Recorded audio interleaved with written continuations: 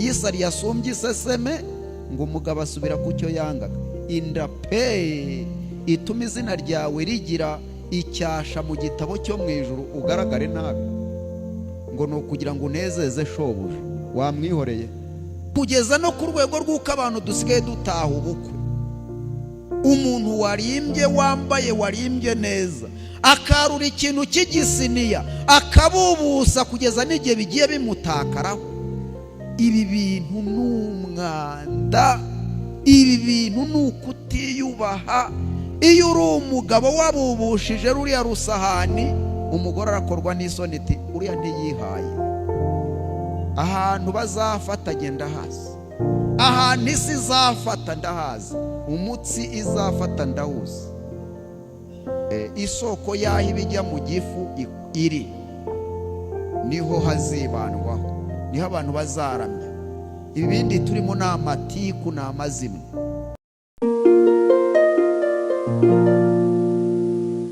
Nyagasani Imana mubyeyi wacu uba mu ijuru cyane, habwa icyubahiro nanone, izina ryawe ryera rihimbazwe. Waduhaye amahirwe, uduha umugisha, uduha uburyo bwiza bwo kwicara ngo twige impamvu yatuma tuzava ino tugakirizwa mu bwami bwawe. Ndagusaba cyane ngo umwuka wera w'Imana atuyobore. Uraha wese umutera inkunga yo kumva no kumenya ijambo ryawe, tubigusabye data mu izina rya Yesu, amen. Reka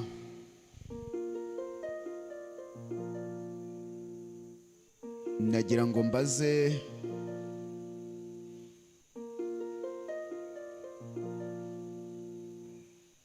nzamurira amajwi ho gato wa mutekinisiye wanjye nari namuhaye.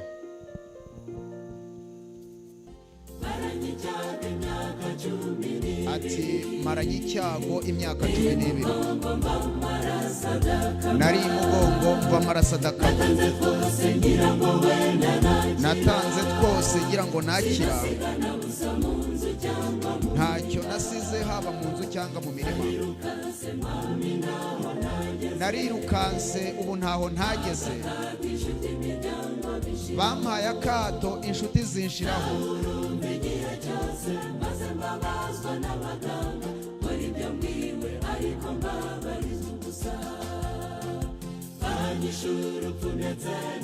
ati napfuye urupfu n'agashinyaguro,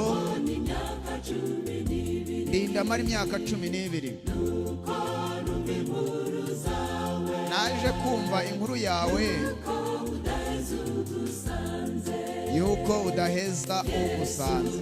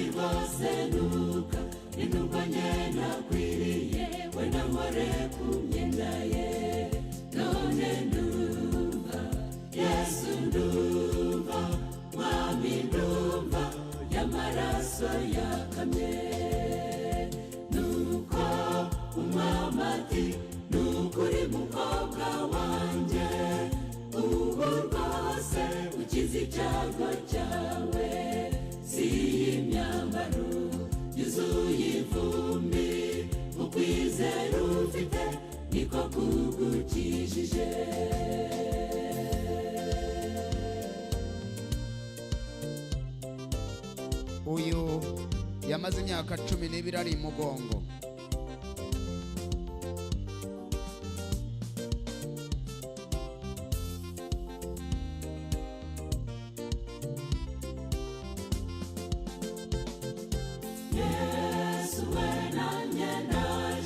Yesu nanjye ndaje, yego maze igihe mu mihango hashize imyaka ndikugubika, nibwiye ko mbaye umukirisitu, ko nazaga mu itorero, ndetse ko rwose nkijijwe igihe nabatizwaga, ko kandi rwose nemewe igihe mpabwa inshingano zikubwa nange cyacu, ni rwose bwose nzakira. Seko nyiyumva mu bwami bwa Satani, ni kuki nyirarikira ibibuzanijwe. Dore mu bantu njyamera nk'igitovu, none se ubwo meze nte mu maso yawe. Ndambiwe guhora ndi kukubyiga, Yesu we uyobora intambwe zanjye. Nanze guhora ndi imbata, ndambiwe ubuhake bwa Satani, none mbohora umpe nk'undi mutima. Ndagira ngo dutekereze kuri ibi bibazo. Narabibaze nsanga ni ibibazo bitanu. Uyu muririmbyi aravuga ngo ati ubu Yesu nanjye ndaje ndakwihaye ngo unyakire. Maze igihe kirekire mu mihango, maze imyaka myinshi ndi kukubyiga. Arakomeza ngo nibwiye yuko mbaye umukirisitu ubwo nazaga mu itorero. Igihe habaga gahunda yo kubatizwa narabatijwe. Igihe batoraga abakozi b'itorero, bwa mbere nayoboye abana, bwa kabiri nyobora Jiya, bwa gatatu nyobora Mifemu, naje kuba umuyobozi w'igihande, mba na perezida wa korari, nza no kuba umukuru w'itorero. Kurikirana aya magambo. Bavuze ibyo kugarura icya cumi n'amaturo. Ntanga icya cumi cy'isogi na nyirasogereza, igiti cy'isombe cyari kiri ku irembo, umushahara ndawutangira. Ntacyo ntakoze mu bijyanye no kugarura iby'Imana. Afite ikibazo kivuga ngo k'ibyo bintu byose nabikoze nkaba nkiyumva mu bwami bwa shitani. Ntago mwamuha igisubizo. Ndashaka ko aya magambo nyagaruraho gato, tukayashyira mu matama, tukayatekerezaho inshuro ebyiri. Ndahita mbabwira impamvu nayazanye.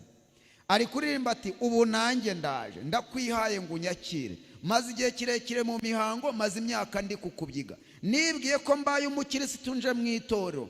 Igihe nabatizwaga ngira ngo birahiye biranoze. Igihe batoraga abakozi umuyobozi. Igihe bavugaga iby'icya cumi ndagitanga.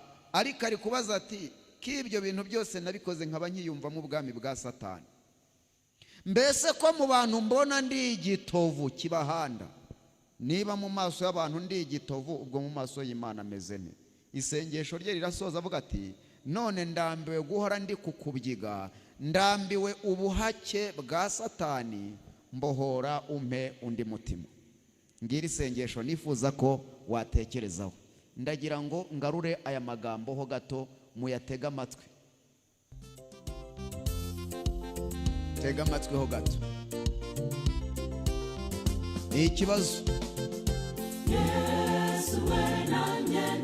Yesu nanjye ndaje ndakwihaye unyakire. Maze igihe kirekire mu mihango, hashize imyaka ndi kukubyiga. Nibwiye ko mbaye umukristo ubwo nazaga mu itorero, ngira ngo ndakijijwe.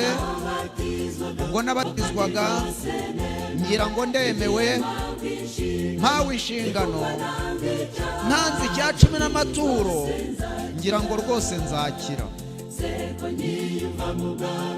None ko nkibona mu bwami bwa shitani, niye mpamvu nkirarikira ibintu bibuzanijwe.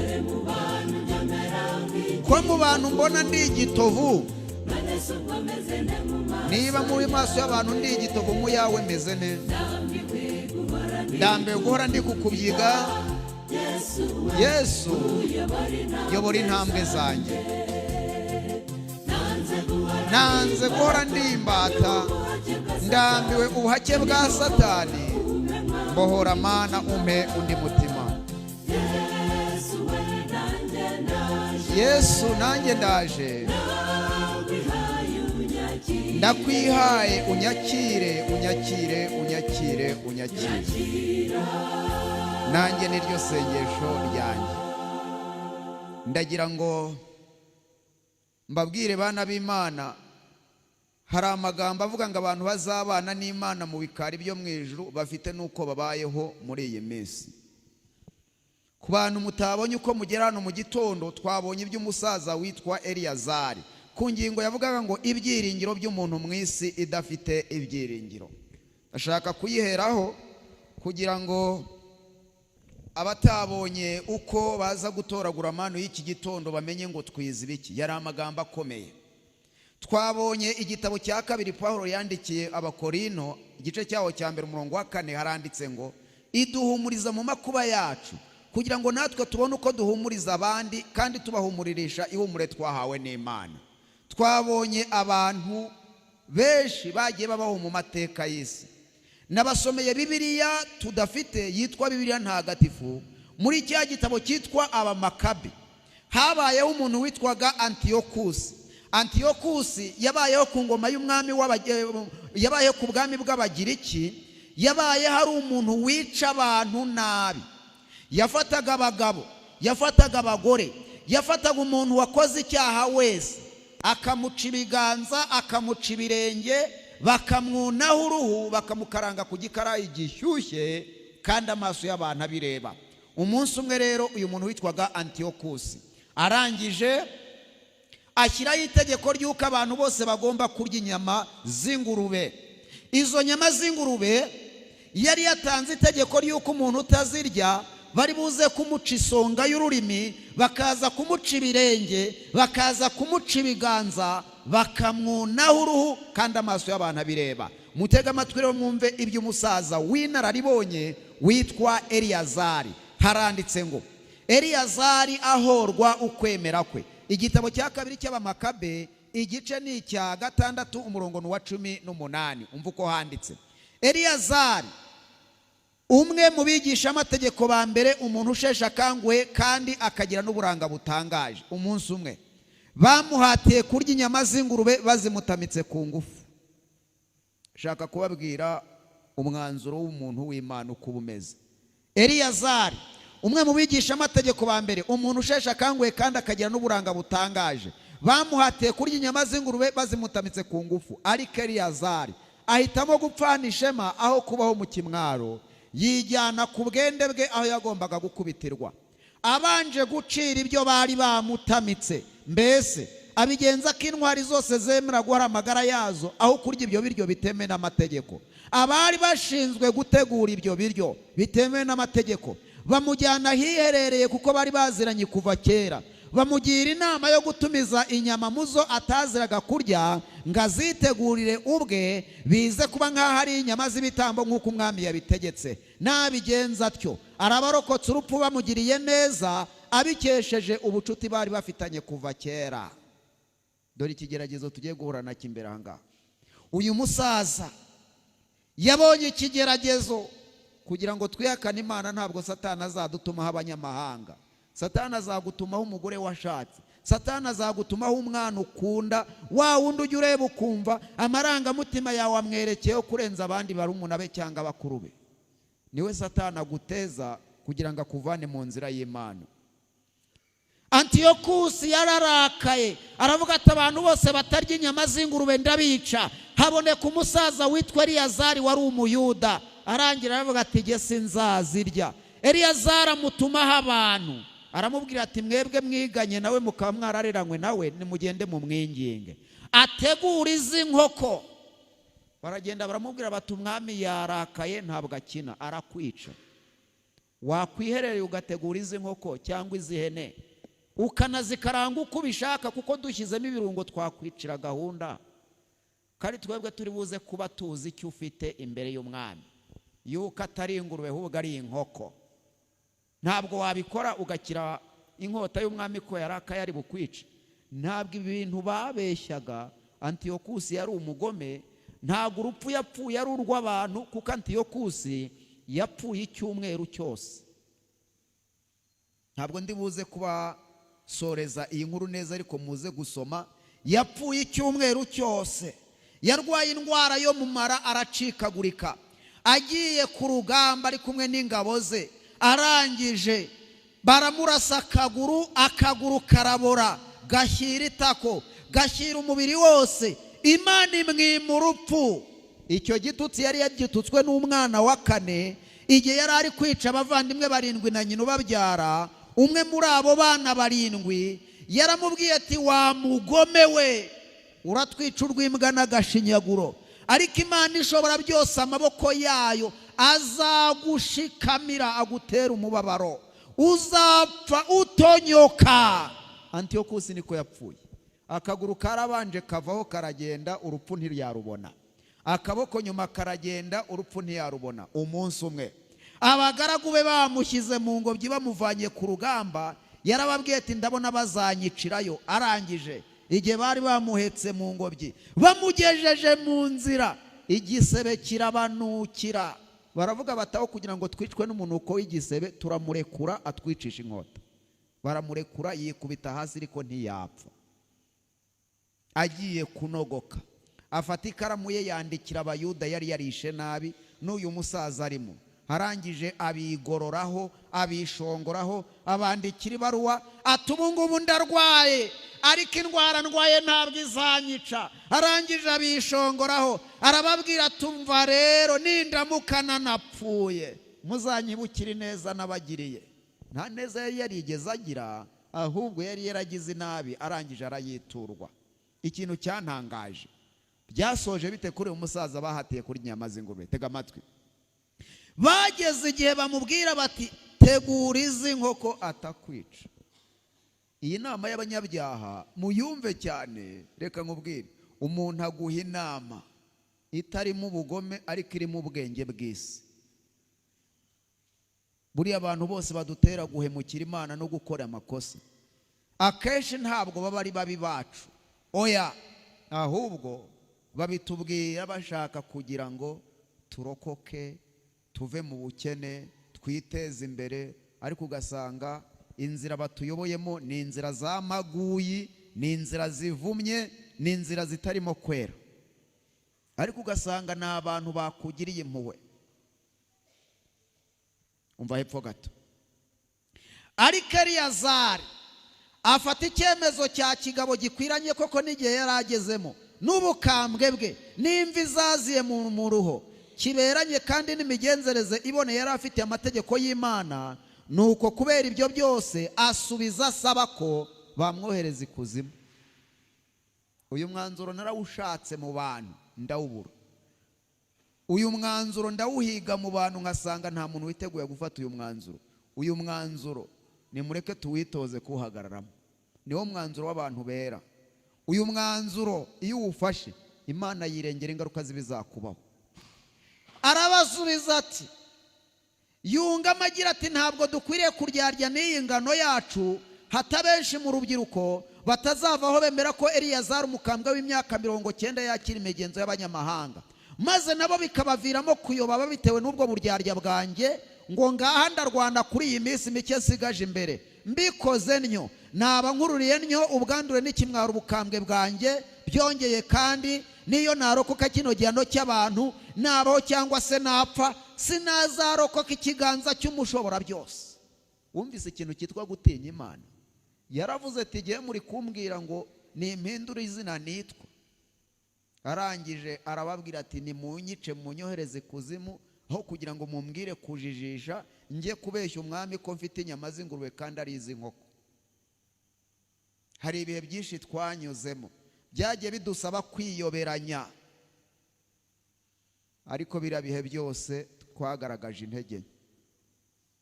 Ibihe byose twanyuzemo byagiye bibamo kwiyoberanya, ukiyita izina utari ryo.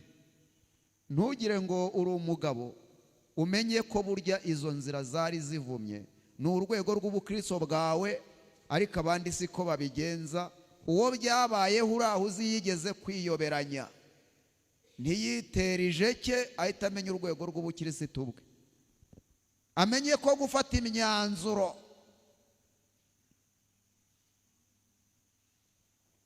yo kwera. Ubundi ikintu Satani atwicisha adukangisha gupfa, ariko nta muntu w'Imana muzima wageze ahantu heza utinya urupfu.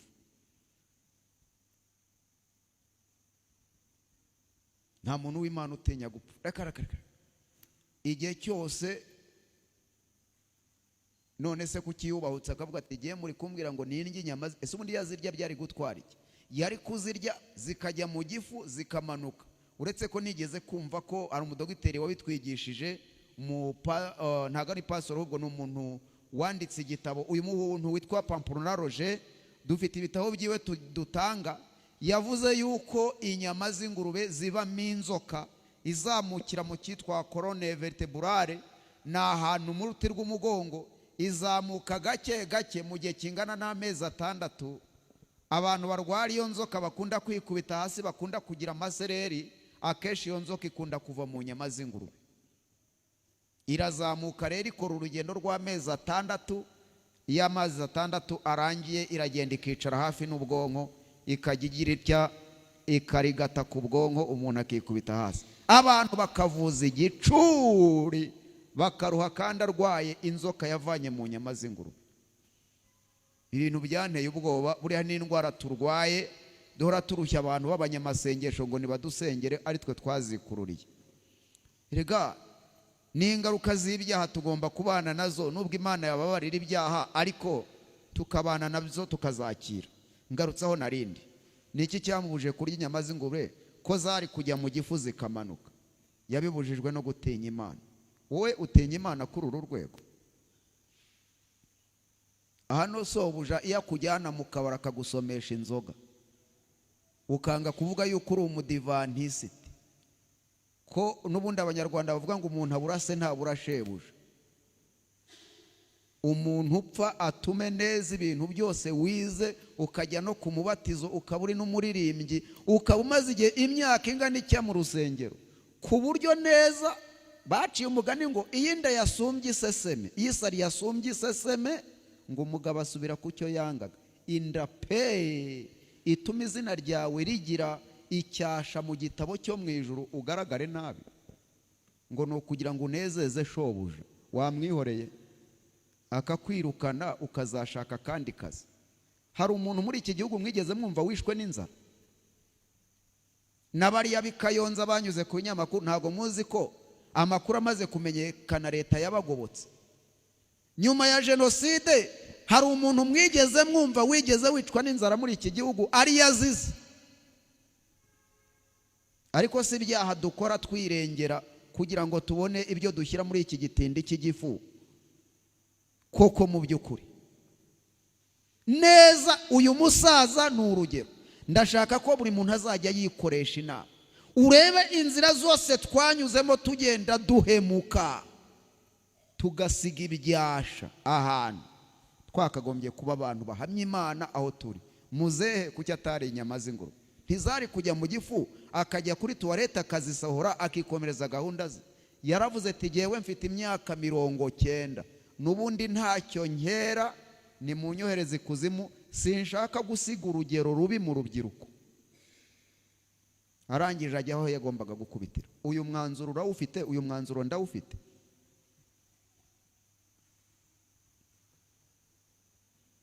Ibi ni byo twize mu gitondo, kandi iki cyigisho kiri mu byigisho bikomeye ntekereza ko umuntu wese akwiye kugikuraho urugero. Kumve gato dusoza. Maze nabo bikabaviramo kuyoba ngo ngaha ndarwana kuri iyi minsi mike nsigaje imbere. Maze nabo bikabaviramo kuyoba bitewe n'ubwo buryarya bwanjye ngo ngaha ndarwana kuri iyi minsi mike nsigaje imbere. Mbikoze ntyo naba nkuruye ntyo ubwambure n'ikimwaro ubukambwe bwanjye. Byongeye kandi niyo narokoka kino gihano cy'abantu, nabaho cyangwa se napfa, sinazarokoka ikiganza cy'ushobora byose. Nicyo gituma ubu ngubu ndamutse mpfuye naba mpfanye ubutwari, nkaba mpesheje icyubahiro ubukambwe bwanjye, ngapfa ku kigabo. Iyi nkuru isohoza bavuga ukuntu yagiye baramukubita. Nkabasigiye urubyiruko urugero rukomeye cyane rwo gupfa kigabo, ngapfa ku bwende bwanjye kandi mbikuye ku mutima, mbigiriye amategeko yubaha kandi matagatifu. Amaze kuvuga atyo ajya aho yagombaga gukubitirwa. Agiye gupfa hepfo sindi busoze, iriya muze gusoma namwe nabarangiyeho muzabikura. Agiye gupfa yahise asenga Imana, yibwira ati Nyagasani Imana yera, urabona yuko nteje umubiri wanjye uburibwe, nari mfite uburenganzira bwo kurokoka kino gihano, ariko kubera ishyaka ndwanira amategeko y'Imana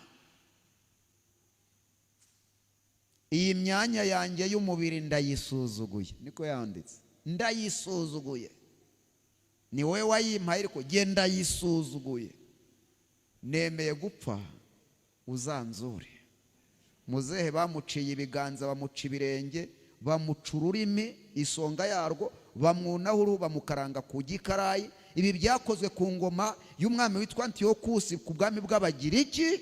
Ibi ni amateka ari muri arishive, muzabyige muzabimenye. Ibi ntabwo ari ibihimbano, nubwo babishyize mu bitabo bitahumetswe, byanditse muri yo ntagatifu, ariko ni amateka atarabonye uko yandikwa.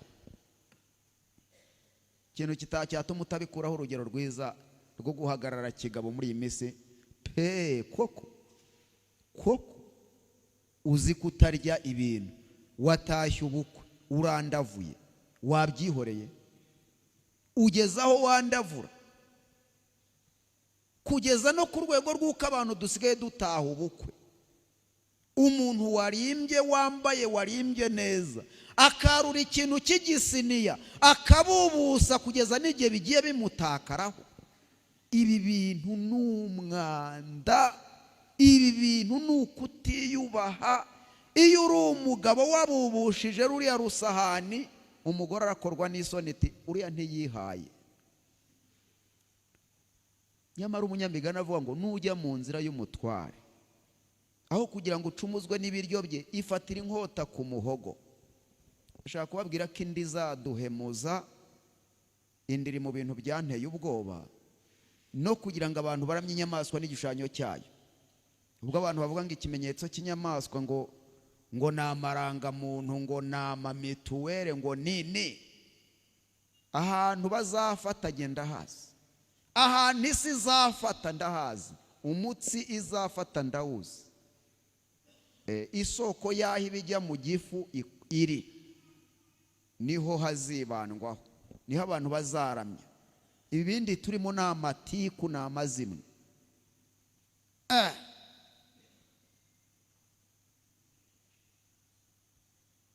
Reka mbabwire bana b'Imana, niba hari umwanya wo gutekereza, nta muntu ushobora kumvira isomo agitekereza imitekerereze ye ari iy'igifu gusa, ntabwo ashobora guhita aryumva, ntabwo ubu yahita aryumva. Umushinga w'abantu b'Imana hano ku isi ntabwo ari ukurya no kunywa, oya. Abo mu isi bo bazi yuko kubaho muri ubu buzima bazabaho byarangiza bagapfa, ariko hirya y'izuba, hirya y'urupfu, ubuzima kubera burakomeza. Satani ntakabakangishe kubica, kuko nabo yishe Yesu azabazura. Haleluya! Nabo yishe Yesu azabazura. Dukora imirimo ikwiriye abubaha Imana. Uyu mugabo mureba uri gukatiriza hariya, yakatirije agiye mu rusengero, ari kubwira abantu uti nta mwanya mfite, ngiye gutanga serivisi mu rusengero, barantegereje, gahunda yatangiye. Hari umuntu mureba hariya uri kugaragurika, bamujombaguye ibyuma, ari kuboroga ati wamfasha, undi ati ngiye gutanga serivisi. Nta kanya mfite muntu w'Imana, ntabwo mpari. Ariko ntabwo ndabasobanurira impamvu dutwara ibitabo gutya. Ibi bintu jye narabyize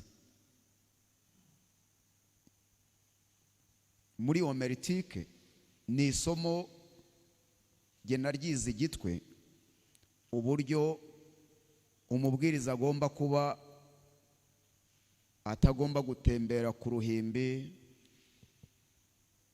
n'ibitabo uko bitwarwa. Burya iryo somo naryo Bibiliya hijya, indirimbo hijya, n'amigisha hajya. Ubundi iyi mpamvu yo gutwarira ibitabo hano muzi aho yakomotse? Reka nze nyibabwire. Ntabwo muramenya ngo mbese ikintu gituma dutwarira ibitabo ku mutima ni igiki? Ntabwo ari uko ibitabo byegereye umutima, ntabwo ari uko ibyanditswe byera byageze imbere, oya, byaje biti. Ubundi kera, ndashaka abantu munkurikiye muzamura ikiganza, Imana ibahe umugisha. Nzajya mbabwira ibintu bike mbasigira umwanya wo gutekereza.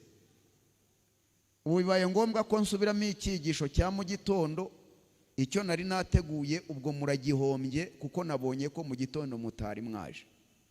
Ninkisoza ndahita niyicarira, icyo nari nateguye cy'uyu munsi tuzakiga ejo. Sinababwiye ko nta tegeko mfite ry'uko ibintu nateguye nzajya mbimarira hano. Reka mbanze mbasobanurire kano kantu aho gakomoka. Ubundi gutwarira ibitabo ahangaha muzarebe ugiye muri gahunda wese ya saa 5, dore gahunda ni iyi ngiyi. Murabibona neza? Ibi ngiye kubabwira icyo bisobanura. Ubundi aho ijambo ry'Imana rivuga ngo nzandika amategeko mu nda zabo no mu mitima yabo niho nzayandika. Kuva mu itangiriro Adamu akimara gukora icyaha, abantu twese tukavukira inyuma y'urugo, tukavuka dutandukanijwe n'Imana, abadayimoni ari bo batwuzuye.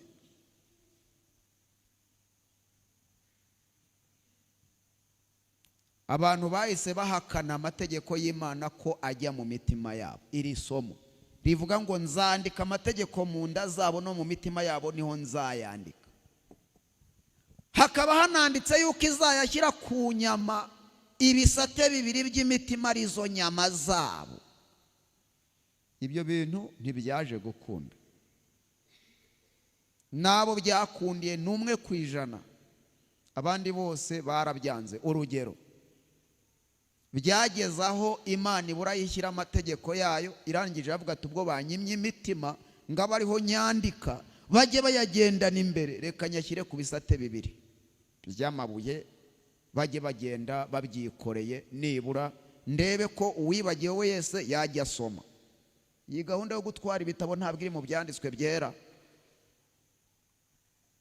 Kwikorera ibitabo gutya tubitwarira ku mutima ni umuvumo, ndaje mbabwira aho wakomotse. Ntabwo muteze amatwi kandi ndifuza ko iki kintu mu cyumba cyane. Abayateze ni muzamura ikiganza cy'iburyo. Imana ibahe umugisha. Ibisate bibiri by'amabuye barangije barabimena. Mose niwe yakubise hasi, asanze Abisirayeli bakoze icyaha, harangije avuga ati ayakubita hasi n'umujinya. Igihe bayamenaga, ubwo Imana yari yabuze uko aho yayandika, iyandika ku bisate bibiri. Irangije iravuga ati rero nta kundi nabigenza, ubwo amategeko yanjye nayashyize ku bisate bibiri by'amabuye bakayamena, kuko imitima nari nayibuze, reka nibura nyashyire mu mpapuro no mu nzandiko bajye birirwa bayehehana, nibura uwagize icyo yibagirwa arambure yiyibutse, nibura ndebe ko hari icyo naramira. Ikibazo, kuki ku mitima byabuze? Nubu ibi bintu twiga ni uburyo Imana iri guhongera imitima yacu ngo irebe ko ibiraha byakwiyandika imbere, aho tuzaba tujyanwa mu nkiko gusobanura ibyo kwizera kwacu, aho abantu b'Imana bazibutswa ibyo bize kera. Ibintu utigeze wiga ntuzabyibuka, ariko abantu mufite impamvu ngo mwaguze ibitabo ngo Imana ngo ibahe impano yo kubisoma. Nasomye amagambo avuga yuko buri gitabo cyose umuntu yaguze, niba ufite intambara ikomeye, niba ufite uwifuzwe byose, niba ufite abakurambere n'abahanuzi, niba ufite abahanuzi n'abami, imbabazi z'Imana nizirangira ibitabo byose ufite uzabisoma, buri rupapuro rwose uzarurebeshaho amaso kandi urusome nibura inshuro 3.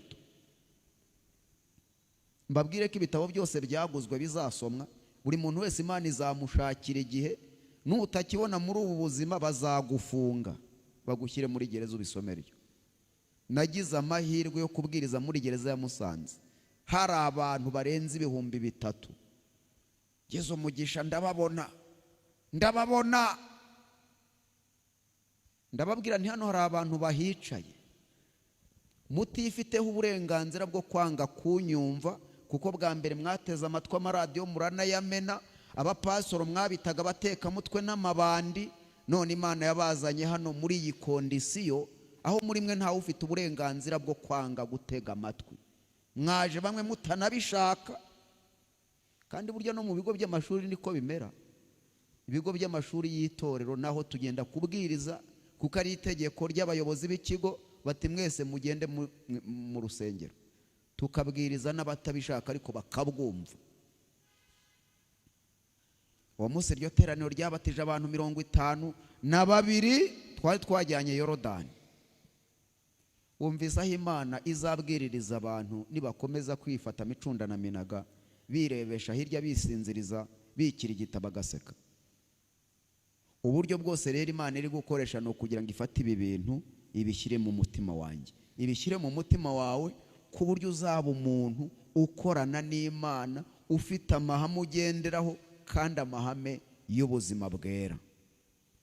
Ibyo rero kwikorana ibitabo k'uyu mufarisayo agasiga mugenzi we ari kugaragurika ati ngiye gutanga gahunda mu rusengero nakererewe, ibi byose dukwiye kubirenga, tukamenya neza yuko umuturanyi wawe niba ari kukuvuma, Imana nta kosa yakora ryo kukujyana mu ijuru, yabikoze icyaha kandi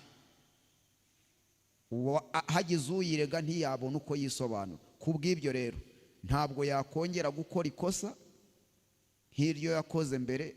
Yaravuze ati yewe sinzongera kwiteza akaga ukundi njyana mu ijuru umuntu udashobora kubayo. Ngo ibintu Satani yakoze mu bikari by'Imana, Imana irabizi, niyo yivugiye ati ntabwo nzongera kwiteza akaga ukundi. Ibanza gushyiraho uruganda rwo kubanza guhindura abantu hano. Ubu niyo mpamvu uyu munsi turi kwiga ubutumwa, ni ukugira ngo buduhindure ukundi. Reba ugeze mu ijuru umuhehesi.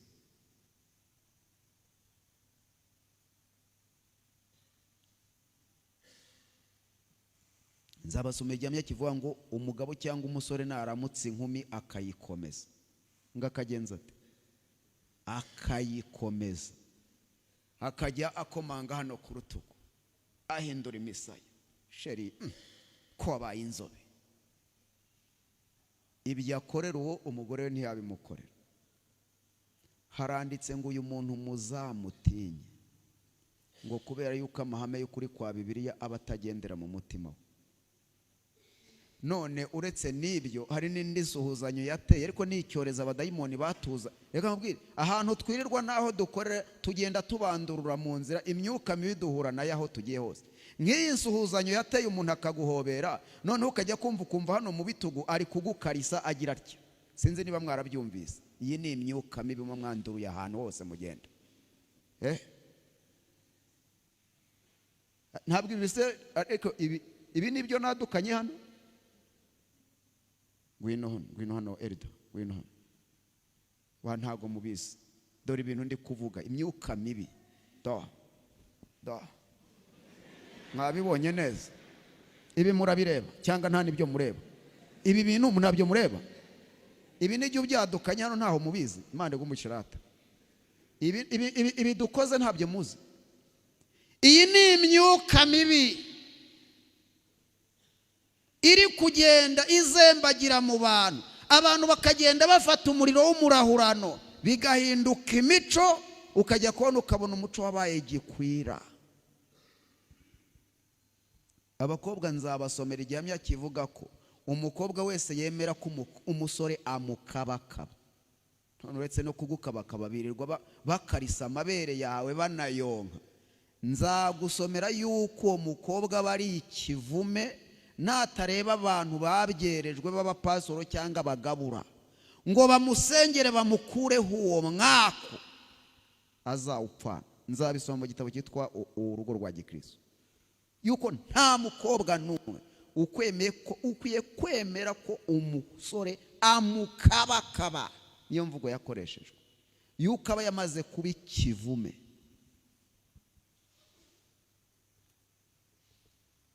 None byabaye ubuzima, kugeza aho abantu basigaye basuhuzanya bati mbese uramahoro, uti ndamahoro, ati mbese we warigangahuje, ati ntabwo ntarabikora mama yabaroga. Ibyo byose ukumva imvugo intero n'inyikirizo. Ubwo ngiye abaje mugenzi we, tiwe wikujeho umwaku, wowe warigangahuje, ubwo bari kubaza ati mbese baraguhengeje? Ubwo ahita amusubiza ati ngomba kwisuzuma. Ibyo byose igihe nikigera, Imana izavuga ngo igihe mwataye kirahagije, nimwerekera aha ngaha ibihembo byanyu ngibi. Ariko mbere y'icyo gikorwa, urebe ukuntu Imana idukunda, ibanza kuduha ubutumwa bw'imbuzi. haleluya. Ibanza kuduha ubutumwa buduhana kugira ngo ibintu byose byabaye akamenyero mu mibereho yacu tubireke duhinduke ukundi. Minota yanjye irarangiye.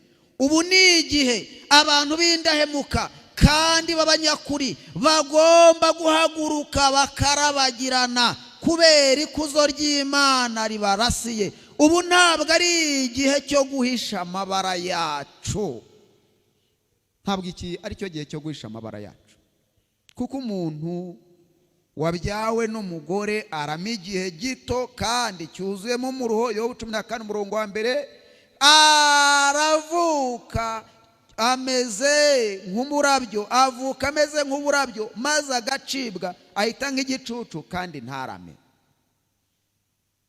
Nzamurira amajwi. Nimwitegereza uyu mwana mureba ahangaha, ubuzima bwacu ngo ni bugufi ugereranije n'uko ugenda ubaho.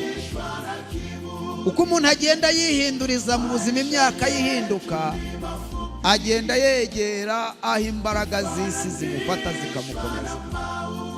Uramutse umuntu akubajije ngo kubaho bimaze iki, wamubwira ko kubaho wabikuyemo iki?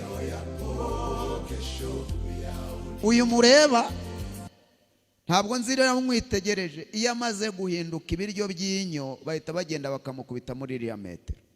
Ubwo bwa bwiza, cya cyubahiro, ya mashuri, bwa bukungu, iyo ageze hano ivogonyo rirarangira. Iyo ivogonyo rirangiye nta muntu wongera kuvuga ngo ubuzima bwacu ni bugufi.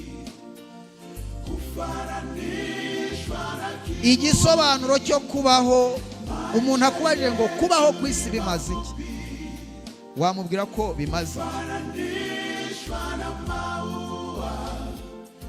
Iyi myaka yacu igenda ihinduka,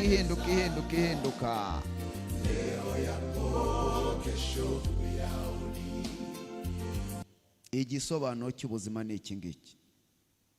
Ubwo rero reka nkubwire, ibyo kwigira karaha ukajya he, ibyo kwigira umuntu w'intakoreka utagirwa inama, tubyihorere bana b'Imana. Imana yaduhamagariye kwera kuko utejejwe atazareba umwami Imana.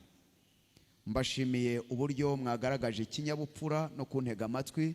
Nanjye nta kindi nasoza mbasabira, ni umugisha uva ku Mana. Mukomeze kuza kunyumva, si uko mbarusha ubwenge, nzajya mbabwira bikeya ubundi mbasigira umwanya wo gutekereza.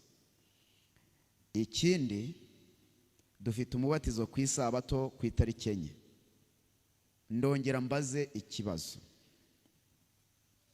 kubaho k'umuntu ku isi iyo ahawe amahirwe aba agomba kuyabyaza umusaruro. Hari abantu twicaye ahangaha twaranyuze mu nzira zigoye, ariko uyu munsi Yesu akatwongerera igihe kugira ngo ubutumwa bwiza buzatugereho uyu munsi, twihane maze duhinduke. Hari umusaza w'inararibonye aherutse gupfa, yavuze amagambo nshaka kubagarurira hano kugira ngo nkubaze ikibazo uyatega amatwi. Mwari muzi yuko iyo umuntu yibye induru ikavuga, Imana ho gutabara uwibwe itabara uwibye? Tega amatwi ndakubwira impamvu. Iyo Mana murayizi. Haraho nabivuze bari banyishe ngo nasaze. Uwibwe yibwe ibintu azabona ibindi, ariko uwibye abuze ubugingo buhoraho. Niba Imana ikurikirana ngo imwigishe, imuha igihe cyo kwihana, igira ngo adapfa apfuye ari igisambo. Ko twize kumenya Imana, iyo Mana murayizi. Ndagira ngo amagambo nyasubizemo indi nshuro muyatega amatwi. Ni amagambo ari mu bwenge bwinshi. Tega amatwi.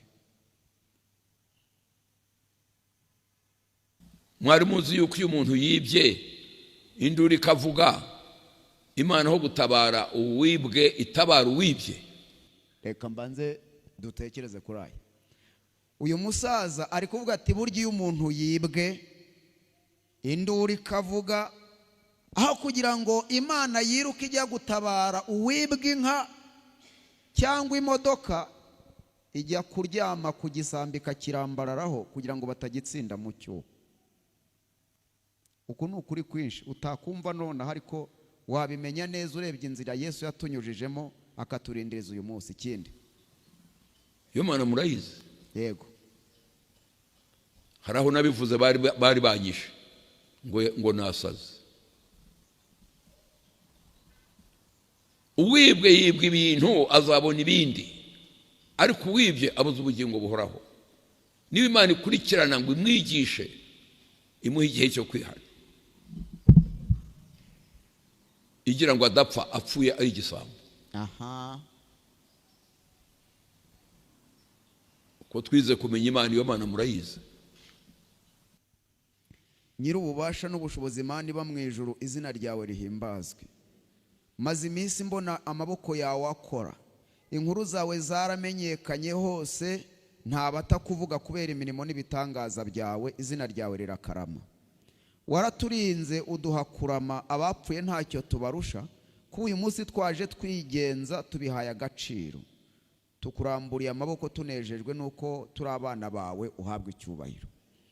Mpamagaye aba bakobwa n'aba bahungu, mpamagaye aba basore, mpamagaye izi nkumi, mpamagaye aba bagabo n'aba bagore. Buri wese uhagaze hano ku ruhimbi, ntabwo ari igihe yaje asanga uwo yasanze namumurangiye, kandi ni wowe. Ufite ubushobozi bwo kumuvura inguma, ufite ubushobozi bwo kumuhanagura ibisare Satani yamuteye, ufite ububasha bwo kumuhindura ukundi bigakunda. Twikira amateka y'aba bana bawe bahagaze ku ruhimbi. Nababwiye yuko nibagera hano babona amahoro kuva none kugeza igihe cyose cy'ubuzima bwabo. Ntuntenguhe, ubikora uko wabigambiriye, kuko niwe wanyohereje aha ngaha. Mbarambitseho ibiganza, ndi umubwiriza butumwa. Yesu ufite ibiganza biruta ibyanjye, ababohora imitima. Ubiyegamize, ubashyire mu gituza cyawe, kuko uri muremure udusumba twese. Wuname ubongorere, ubabwire iti ibyaha byanyu ndabibabariye. Kuva muri uyu mugoroba batahana amahumbezi mu mitima yabo, kandi hamwe n'imiryango yabo umwanzi Satani basezereye uzarinde ko yakongera kubakururukaho, ahubwo bamuhakanire kuva nonaha, ubaha imbaraga yo kunesha. Abantu barwaye bari muri iri teraniro, niwe muganga ukiza. Nubwo nabo wazuye bongeye bagapfa, ariko ntabwo wabura kutwongerera uburame. Hari indwara turwaye ari twe twazikururiye, ariko hari n'izo Satani yatuzanyeho kugira ngo tujye tugutukira mu matamatama. Mana, ufite uburyo bwo kudukiza ukatwongerera iminsi yo kurama. Abarwayi bari muri iri teraniro ubakize. Abafite ibibazo by'imitsi, amadiyabete, abantu barwaye imivuduko y'amaraso ndetse na za prostate, abafite ibibazo by'imigongo, abafite ibibazo by'imitwe idakira, abarwaye indwara zo mu ngingo, n'abarwaye urusogobero, akarya ntashyire uturaso ku mubiri. Ndasaba cyane kugira ngo Imana idukoreho, idukize uburwayi dufite. Ibitangaza bikoreke muri iri teraniro ku Mana, kandi mu Mana mbisabye Imana Data mu izina rya Yesu.